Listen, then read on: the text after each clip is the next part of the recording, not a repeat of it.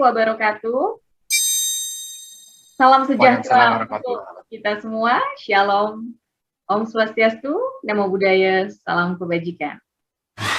Selamat pagi, siang, sore, dan malam untuk para narasumber kita yang sudah berkenan hadir memenuhi undangan Sang Penyuluh Hukum. Gimana kabarnya ini Bapak Sudaryadi dan Pak Fabian? Baik. Lovely people, saat ini kita mengundang penyuluh hukum untuk ngobrol bareng tentang Undang-Undang Cipta Kerja dalam rangka memperingati Hari May Day 1 Mei 2021. Pengesahan Undang-Undang Cipta Kerja oleh Dewan Perwakilan Rakyat Republik Indonesia telah menimbulkan beberapa kontroversial di tengah-tengah masyarakat. Ada yang menolak, ada juga yang menerima tentang Undang-Undang Cipta Kerja tersebut. Penolakan banyak datang dari pekerja dan juga buruh, khususnya yang terkait dengan ketenaga kerjaan. Lovely people, tujuan awal pembentukan Undang-Undang Cipta Kerja ini adalah untuk menarik investasi sebanyak-banyaknya. Harapannya, pemerintah bisa menciptakan suatu perubahan struktur ekonomi untuk mendorong pertumbuhan ekonomi dan juga perluasan kesempatan bekerja untuk masyarakat Indonesia. Agar kita langsung mengetahui secara komprehensif mengenai beberapa isu yang terjadi di masyarakat tentang Undang-Undang Cipta Kerja, langsung aja kita ngobrol bareng dengan narasumber kita, Bapak Sudaryadi dan Pak Fabian. Di sini telah hadir Pak Sudaryadi, beliau adalah penyuluh hukum ahli madya pada Badan Pembinaan Hukum Nasional yang sudah memulai karirnya sejak tahun 2015 dan sering melakukan penyuluhan hukum baik langsung dan tidak langsung kepada seluruh lapisan masyarakat di Indonesia. Ada juga Pak Fabian di sini. Beliau memulai karir sebagai penyuluh hukum sejak tahun 2018. Meski terbilang baru, tapi beliau memiliki pengalaman yang sangat banyak di dunia hukum. Karena sebelumnya beliau menjabat sebagai Kasubit di Pusat Analisis dan Evaluasi, di mana tugasnya adalah melakukan analisis dan evaluasi terhadap peraturan perundang-undangan di Indonesia. Kedua orang narasumber yang telah kita hadirkan adalah mereka yang sangat berkompeten di bidangnya. Baiklah, langsung kita tanya-tanya aja nih ke narasumber yang pertama, Bapak Sudaryadi. Pak Yadi, halo Pak Yadi. Halo. Pak, di dalam Undang-Undang Cipta Kerja ini masih ada nggak sih tentang upah minimum sektoral yang diberlakukan? Gimana Pak? Ya, terima kasih Lisa atas kesempatan yang sudah diberikan kepada saya. Tapi sebelumnya saya mau mengucapkan selamat Hari Buruh. Semoga buruh-buruh kita semakin sejahtera, semoga buruh-buruh kita semakin hidupnya layak, dan semoga buruh-buruh kita semakin mendapatkan hak-haknya. Ya, jadi masalah pengupahan buruh ini di dalam Undang-Undang Cipta Kerja diatur di pasal 81 ayat di 81 angka 24. Nah, pasal ini mengubah pada pasal 88 ayat 1 dan 2 Undang-Undang Ketenagakerjaan. Yang selanjutnya berbunyi seperti ini. Pertama, bahwa setiap pekerja atau buruh berhak atas kehidupan yang layak. Yang kedua, pemerintah pusat menetapkan kebijakan pengupahan sebagai salah satu upaya agar buruh mendapatkan kehidupan yang layak. Selanjutnya perlu kita ketahui di pasal 89 ayat 1 di Undang-Undang Ketenagakerjaan, di situ disebutkan bahwa upah minimum itu ada di tingkat provinsi dan juga atau kabupaten atau kota, serta upah minimum sektor tingkat tingkat provinsi, kabupaten, atau kota. Ini di Undang-Undang Ketenagakerjaan yang lama. Tapi selanjutnya pasal ini telah dihapus oleh Undang-Undang Cipta Kerja, yaitu di pasal 81 angka 26 Undang-Undang Cipta Kerja. Bagaimana pengaturan upah minimum itu? Jadi di situ dijelaskan bahwa setiap gubernur wajib menentukan upah minimum provinsi atau kabupaten atau kota. Nah, atau kota. Nah, jadi tentunya berdasarkan ini satu pertumbuhan ekonomi di daerah tertentu atau inflasinya di kota itu. Nah, dan artinya di situ sudah tidak ada lagi pengaturan mengenai upah minimum sektoral. Ya, kira-kira seperti itu. Jadi adanya itu ya upah minimum provinsi dan upah minimum kabupaten atau kota. Ya, jadi upah minimum sektor sudah tidak ada di Undang-Undang Cipta Kerja. Ya, kira-kira seperti itu. Baik, jadi memang untuk upah minimum itu sudah tidak ada ya di Undang-Undang Cipta Kerja ya Pak Yadi ya? Yang sektoral. Yang sektoral. Baik. Sekarang kita masuk ke dalam pertanyaan yang selanjutnya, dan ini akan kita tanyakan kepada Bapak Fabian. Pak Fabian, apa benar nih Pak, di dalam Undang-Undang Cipta Kerja itu perusahaan bisa melakukan PHK terhadap buruh tanpa adanya pesangon penuh Pak? Karena yang beredar di masyarakat seperti itu. Nah, kita ingin mengetahui jelasnya dari Bapak Fabian. Silakan Pak. Ya. Baik, Mbak Lisa. Ini sebetulnya diatur di dalam turunan dari Undang-Undang Cipta Kerja ini ya, yaitu PP nomor 35 tahun 2021 tentang perjanjian kerja waktu tertentu, alih daya, waktu kerja, hubungan kerja, dan waktu istirahat, dan pemutusan hubungan kerja. Nah, ini nama PP-nya. Nah, ini memang diatur salah satunya yang memungkinkan perusahaan tidak membayar penuh uang pesangon kepada pegawai yang terkena PHK dalam kondisi tertentu tentunya. Nah, kemudian di dalam pasal 36 peraturan pemerintah ini disebutkan bahwa PHK itu dapat terjadi karena sejumlah alasan gitu. Nah, diterangkan kembali di dalam pasal 40-nya gitu. Dalam hal terjadi PHK gitu, pengusaha memang diberikan kewajiban membayar uang pesangon dan atau uang penghargaan masa kerja dan uang penggantian hak yang seharusnya diterima begitu. Namun demikian yang tadi Mbak Lisa tanyakan, bagaimana pesangon itu bisa dibayarkan tidak penuh begitu ya. Nah, ini memang ada pengecualiannya begitu. Pengecualiannya itu diatur di pasal 43 begitu. Nah, bahwa dalam hal PHK terjadi karena alasan efisiensi akibat mengalami kerugian, maka perusahaan dapat membayar separuh pesangon dari separuh dari ketentuan gitu. Jadi membayar pesangon separuh dari ketentuan.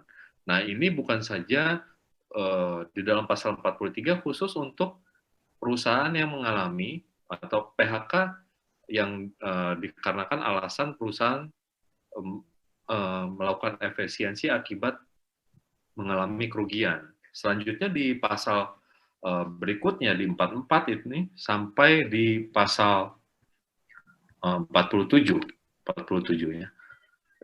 Itu disebutkan bahwa diatur juga hal yang serupa begitu. Ini berlaku apabila di pasal 44-nya terjadi karena perusahaan tutup akibat mengalami kerugian secara terus-menerus selama 2 tahun. Nah, ini juga di pasal selanjutnya, misalnya perusahaan tutup yang disebabkan keadaan memaksa.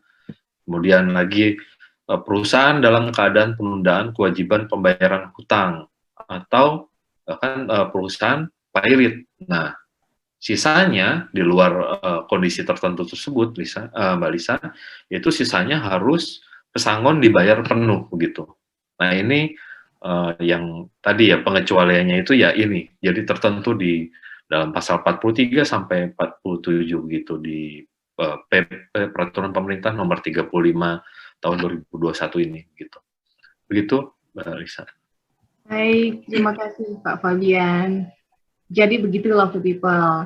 Baik, terima kasih Pak Fabian. Pak Yadi, saya mau tanya nih tentang PKWT. Ya.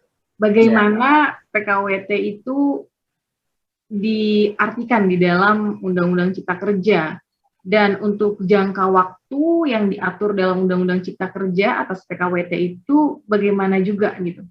Bisa dijelasin mungkin untuk Love to People di sini. Jadi PP nomor 35 tahun 2001 ini selain mengatur pesangon juga mengatur tentang PKWT alias perjanjian kerja waktu tertentu. Hal ini diatur di dalam pasal 8.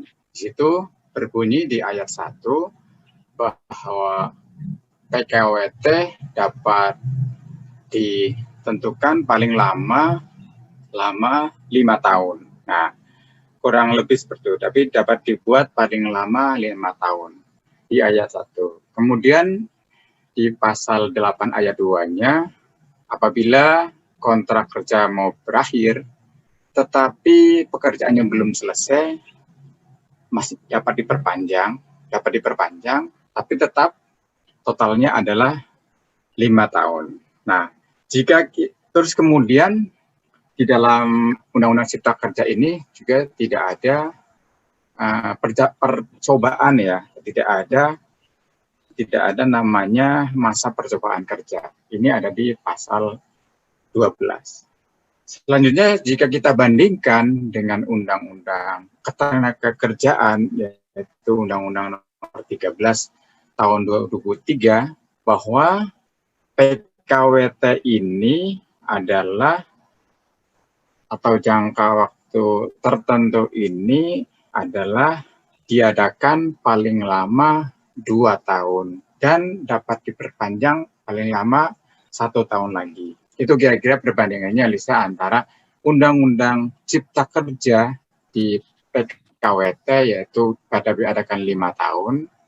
Kalau kita bandingkan dengan undang-undang yang lama atau Undang-Undang Tenaga Kerjaan, itu 2 tahun hanya diperpanjang 1 tahun. Iya, kira-kira seperti itu bisa PKWT di dalam Undang-Undang Cipta Kerja ini. Ya, terima kasih. Jadi memang ada perbedaan ya Pak antara Undang-Undang Cipta Kerja dengan Undang-Undang Ketenagakerjaan sebelumnya mengenai waktu ya. Betul. 5 tahun dan 2 tahun. Baik. Tidak ada ini juga ya, tidak ada percobaan ya, masa percobaan. Di Undang-Undang Percobaan. Kita masih ada satu pertanyaan lagi sih sebenarnya untuk Bapak Fabian. Ini menarik Pak Fabian. Tentang jam kerja. Nah, apakah di dalam Undang-Undang Cipta Kerja ini ada juga pengaturan tentang pembayaran upah terhadap jam kerja yang hanya 1 jam, Pak? Ya, memang sebetulnya ada diatur ya di PP selanjutnya, ini PP nomor 36 tahun 2021 khusus tentang pengupahan. Ini jadi salah satu turunan dari Undang-Undang Cipta Kerja ya, dan sekaligus mencabut aturan sebelumnya di PP nomor 78 tahun 2015. Nah, salah satu poinnya memang mengatur terkait upah berdasarkan satuan waktu.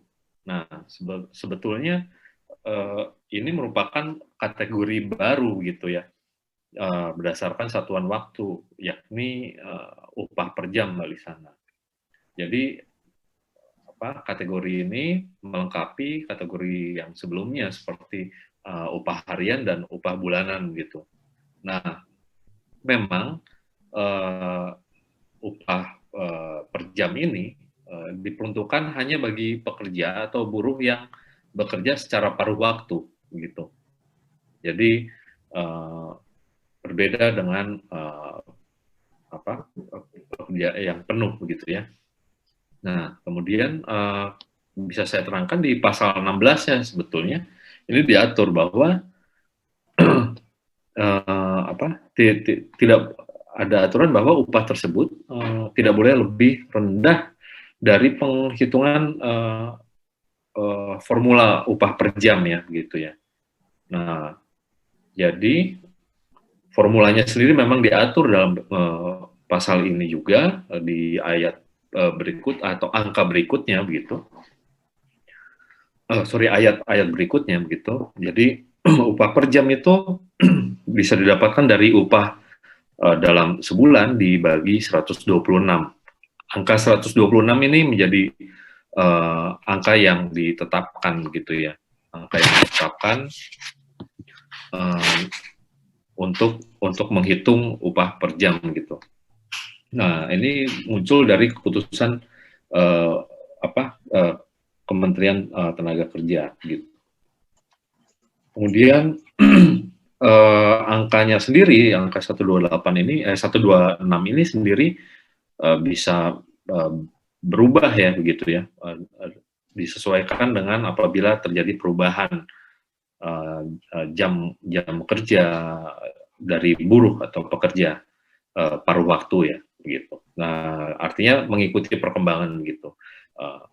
Kalau ada perkembangan yang mengubah ini yang perkembangan di dunia kerja gitu, ini dirasa angka ini sudah tidak sesuai, itu dimungkinkan untuk diubah begitu.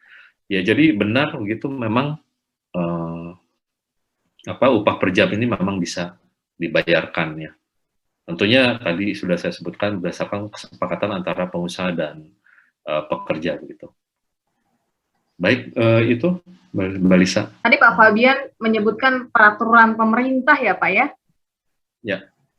Jadi saya jadi ingin menginformasikan juga nih tentang peraturan pemerintah, bahwa pemerintah itu telah mengeluarkan aturan turunan dari Undang-Undang Cipta Kerja ini ya Pak ya, berupa peraturan pemerintah dan juga peraturan presiden. Ada 45 peraturan pemerintah dan 4 peraturan presiden. Sekaligus kita informasikan juga untuk peraturan-peraturan tersebut bisa diunduh di kanal JDIH bphn.go.id atau juga JDIH Kementerian Sekretariat Negara.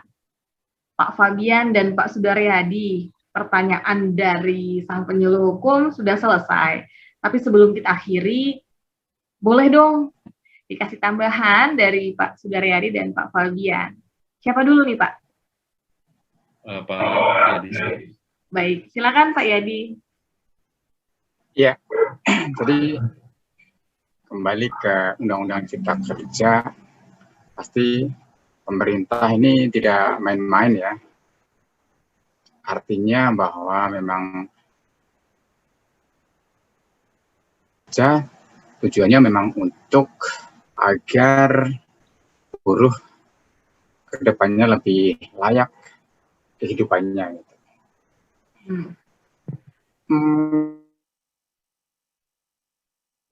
Bisa.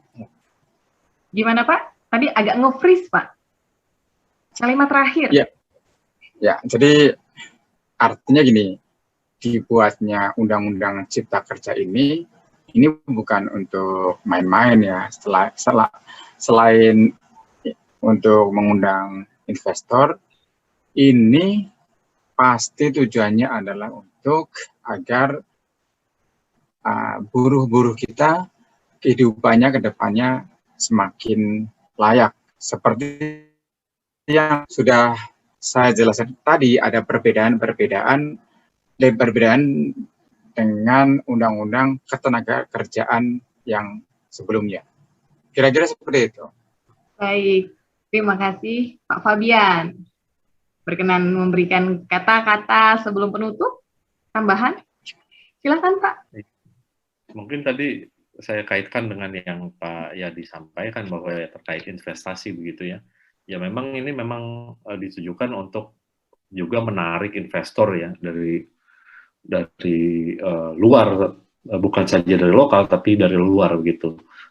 Terutama kalau investor ini kan akan melihat apakah Indonesia ini layak atau tidak begitu menjadi tujuan investasi modalnya begitu ya.